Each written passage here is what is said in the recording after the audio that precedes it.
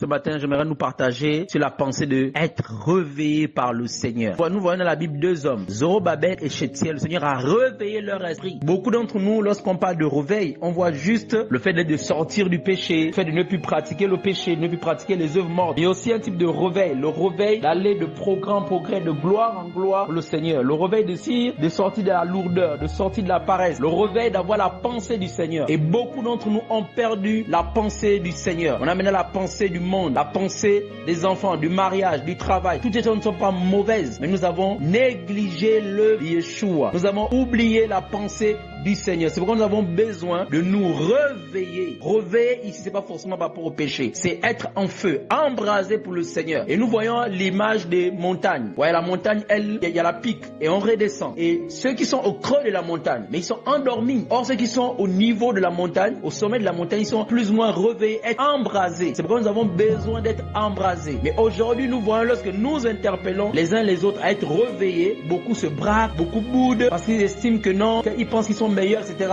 Non, frère. Ça, c'est les raisonnements. Nous rentrons dans les raisonnements parce que nous avons perdu le cœur d'enfant. Or, le Seigneur veut davantage nous embraser, nous enflammer. Et si un frère est plus enflammé que nous devons davantage soupirer à être aussi enflammés que d'être ensommeillés. Et chacun d'entre nous, nous pouvons nous retrouver dans ce creux. Et lorsque nous sommes dans ce creux-là, nous avons besoin d'aller au sommet de la montagne. Au sommet de la montagne, là, c'est l'image qui représente davantage lorsqu'on est embrasé dans la présence du Seigneur. Et pour revenir à l'histoire de Shealtiel et des Zorobabel, nous voyons qu'ils n'étaient pas dans le péché. Ils avaient besoin que le Seigneur réveille leur esprit pour qu'ils puissent avoir la pensée précise du Seigneur, afin de travailler comme le Seigneur voulait avec précision avoir sa pensée. Et ma prière, c'est que le Seigneur réveille nos esprits, afin que nous puissions avoir la pensée du Seigneur. Que ceux qui sont endormis soient réveillés au nom de Yeshua. Parce que le Seigneur compte sur nous, frères. Sortons des quatre murs, sortons du sommeil, sortons des raisonnements, sortons des occupations. Nous devons accorder les meilleurs temps au Seigneur. Et comme disait un homme de réveil, je n'ai pas du temps, mais je dois toujours accorder du temps